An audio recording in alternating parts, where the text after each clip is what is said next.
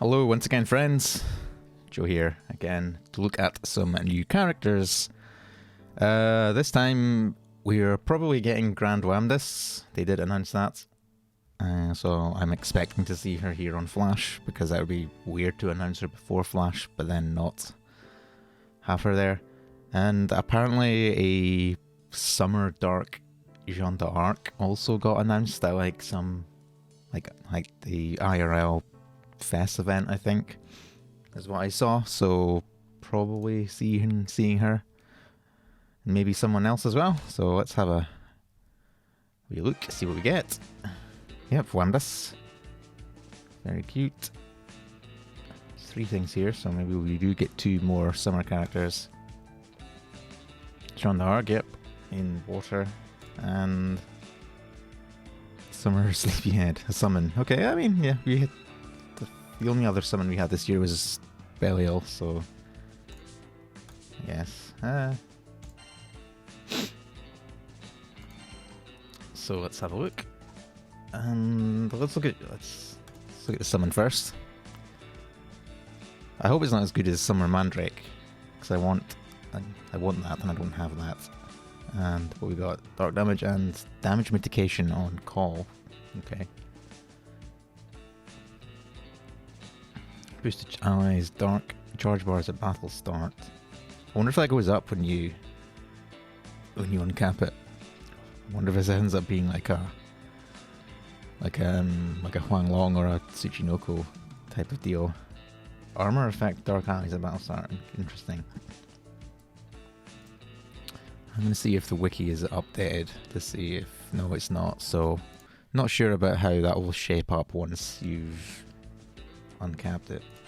But let's take a look at Jeanne first. So Rogi's massive water damage to foe, end cooldown for Confront. Confront is her S1. Sacrifice caster's HP to grant jammed effect to water allies. Based on desire level, boost to water attack and bonus water damage effect. Cool, okay. I wonder how much HP that is. Usually, I want to say these type of attacks are normally like 30%, but that seems kind of high for something that seems fairly spammable. But maybe we'll Resurrect Kit might clue us into that. Is to hit all foes, fire attack and water defense, blind effect, impurity effect to caster. Similar to her other version, I believe. Moon on the water effect to caster will be knocked out when the effect ends, can't recast. Can withstand lethal damage, leaves 1 HP, can't be removed. Debuff resistance is boosted for 19 turns. Okay. Raise desire level by 1 when an ally uses a skill that consumes HP or max HP, max 5. Based on desire level, bonus water damage effect, amplify normal attack damage. Interesting. So obviously she'll get one when she uses this. I guess the amount of HP that this costs doesn't really matter if you have this enabled, since this lasts for probably most of the fight. Off the top of my head, the only other character that can do that in water is Summer Kolulu. So yeah, and upon taking turn-based damage, boosted triple attack rate 1 time, 20% boosted charge bar.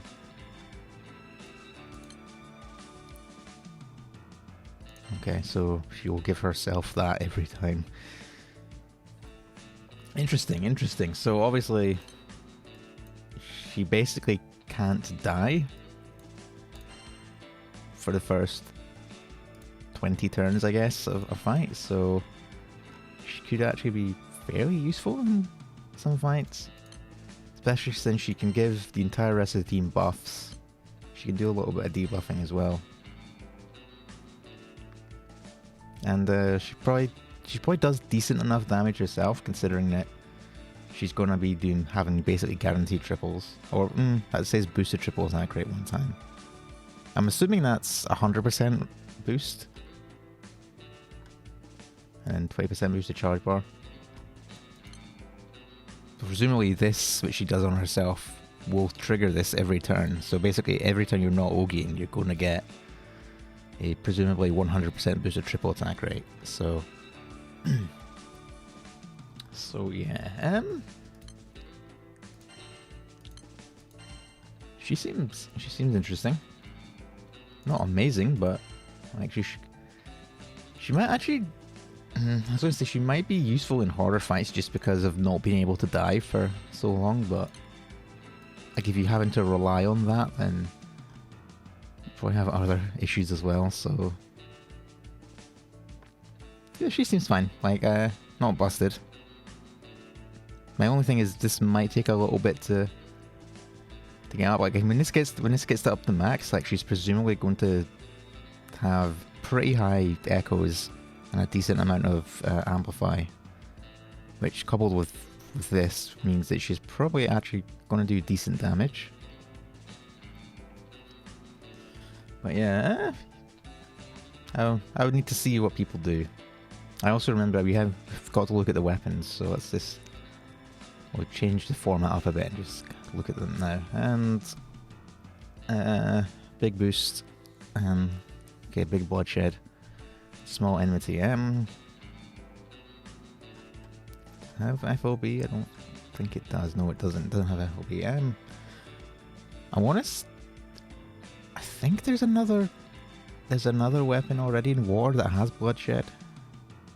Maybe I'm misremembering. I don't know. But water enmity isn't really much of a thing as of yet. Like every now and then Cygames will bring something out that suggests that maybe they're going in that direction, but they never seem to quite get there. But yeah, she seems... I'm not sure quite what to make of her. She seemed like she can't die, and she seems like she can do some decent damage, but otherwise maybe not amazing, especially if you're kind of locked into like a crit setup in water. It might be hard to find room for her. So yeah, I want to see how if people end up using her much. But let's look at Wamdus' weapon. That's an axe apparently. Tank and counter effects on its Ogi. Boost the water allies' attack, defense, and damage cap based on their max HP. And then Small Majesty at FLB. Again, because Wiki isn't updated, I don't have numbers for this. So hard to say really. I'm going to assume this is probably EX attack. Similar to, I think like Galleon's weapon was EX attack as well. For this thing.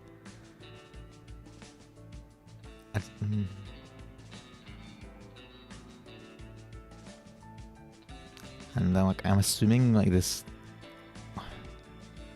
I was assuming it gets a percentage based thing, like similar to like stamina or something, but don't know if that, or maybe it's, I don't know.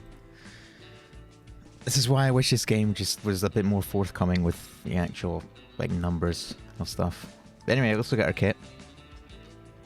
She has the new 6 dragon weapons, so she should at least be decent. Like all of them range from decent to great. So let's see. So our charge attack, unworldly water damage to a foe, mitigate damage dealt to water allies until the end of turn. I seem to really like this mitigate damage thing at the moment. Introduced it with Paladin and quite a few things have been getting it as of late.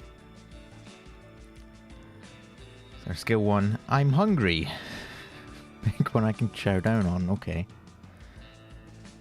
Upon charge attack, consume this effect. Grant damage immunity to water allies, can't be removed. Normal attack damage is amplified, can't be removed. Triple attack rate is boosted, can't be removed. Normal attacks deal 4 hit damage to random foes, can't be removed.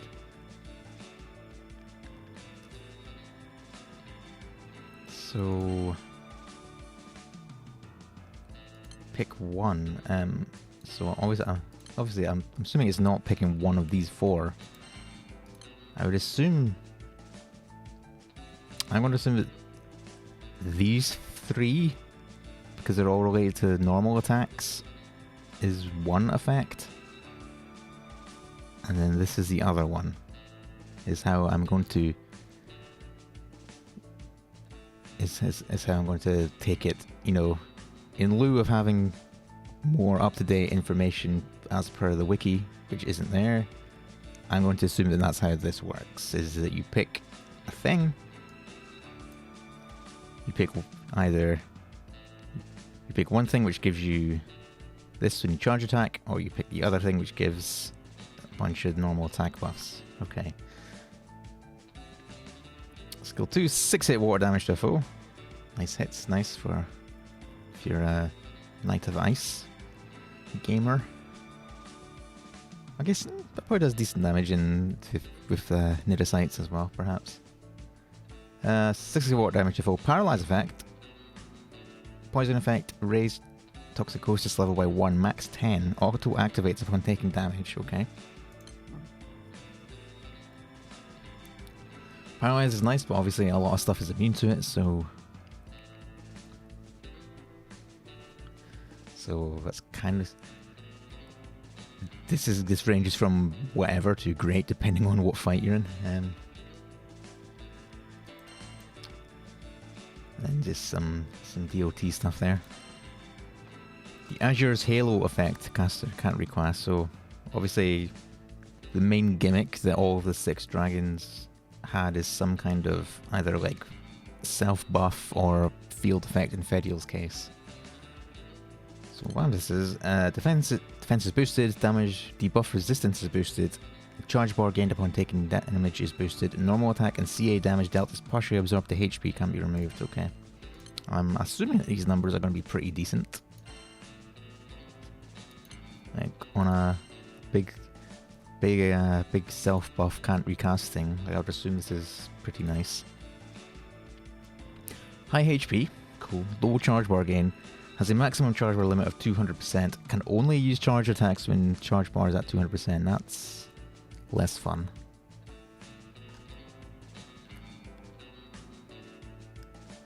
Mitigate damage dealt to water allies until the end of turn upon activating a fated chain. Of course, that's that's the other thing that the dragons have, is some kind of effect upon using a fated chain.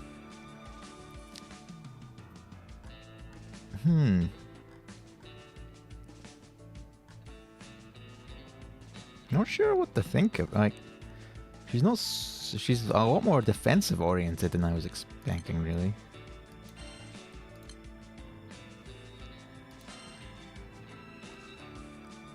Like, she seems like she'd be pretty useful in like the harder fights because of like mitigate damage, which is basically, it's almost like the opposite of supplemental damage. It just cuts a set amount from the damage that you take.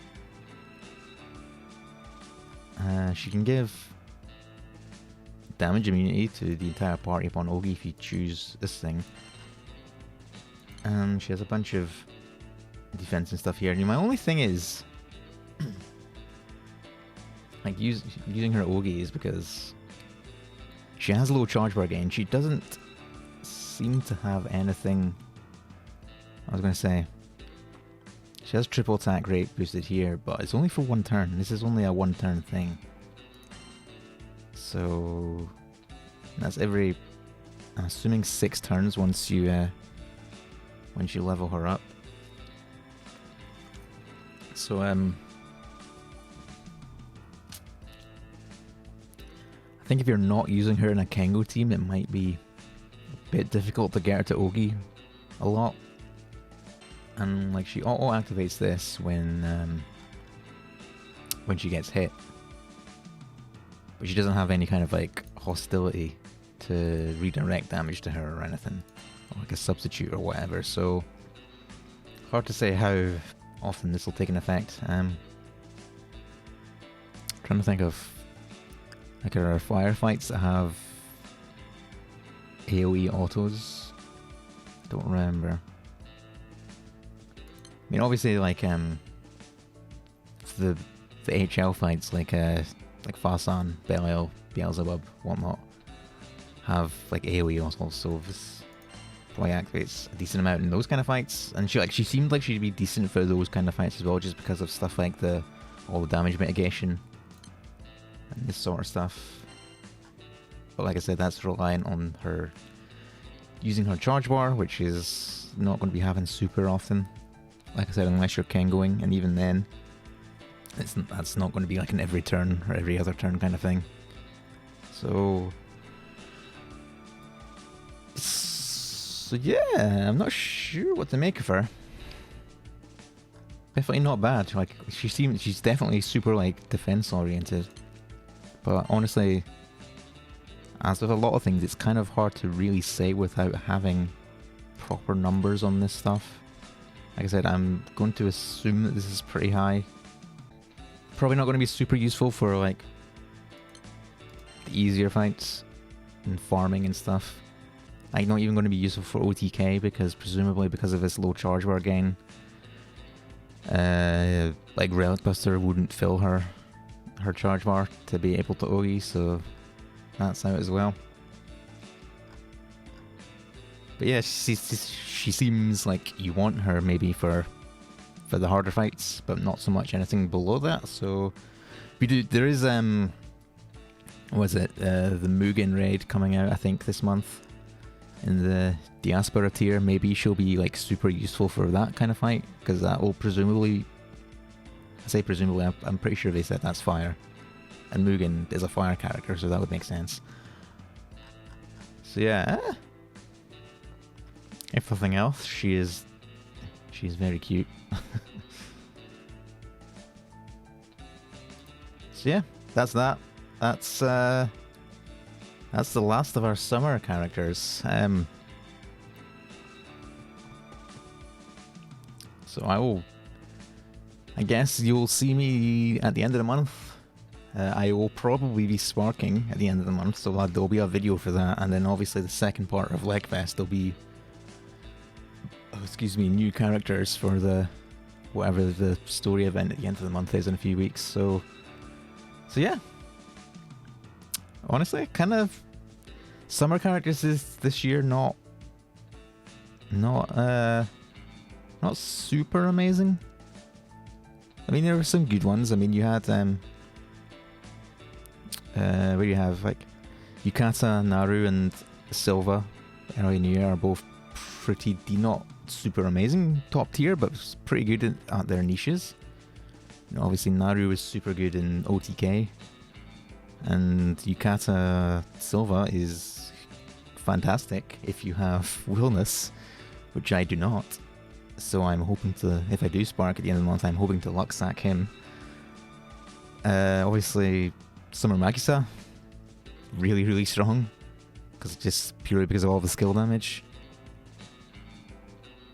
But apart from that, like Summer Dark Jeanne seems interesting, possibly decent. Obviously, who else was there? Summer Vikala seems really strong in Earth as well, but that aside, everything else seems kind of okay at best. You know, Clarice with Grandolphon's kind of gimmick, it's not bad. I don't know, overall I'm a bit lukewarm on the summer units this year, so I'm still going to spark because I didn't manage to really luck sack menu this year. What did I get? Actually, no, I need to put Yukata on there as well. Yeah, I got Summer Medusa was this year as well. She's really strong as well because of the end of turn nukes. I luck sacked her and I got Silva from the Scamcha. That's all I've managed to get this year from the summer units, so I would like to hopefully pick up a few more during the end of the recap banner at the Legfest. But until then, thank you for watching. Until next time, peace out. See you later, goodbye, all that stuff. Like and subscribe.